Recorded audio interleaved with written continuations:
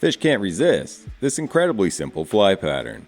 To tie it, we'll start off with some gray thread, secure it to our hook shank, and snap the excess free. We'll continue laying down a thread base for our next step. Grab some lead-free wire and secure it tightly to the hook shank. With this complete, we'll begin wrapping our wire forward in close touching spirals. You can add a single layer, or two if you need it to sink faster. Continue doing so until you reach your thread.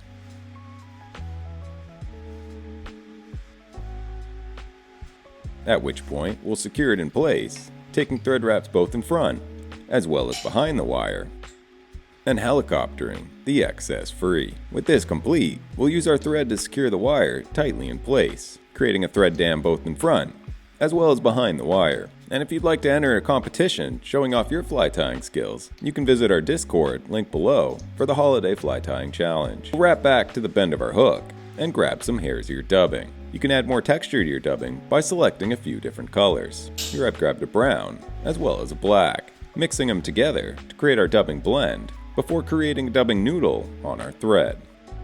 With this complete, we'll begin to wrap it forward in close touching spirals, building up a transition towards the head of the fly, tightening or adding more dubbing as needed.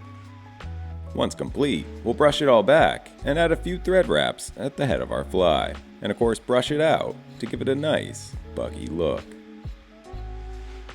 Whip finish to create a prominent head and hold it all together. Snip your thread free, adding some UV resin to the head of the fly to help increase its durability. And this is the original Walt's worm, a simple fly pattern that's incredibly productive in the water. And if you'd like to win this one, comment #flies in the comments below.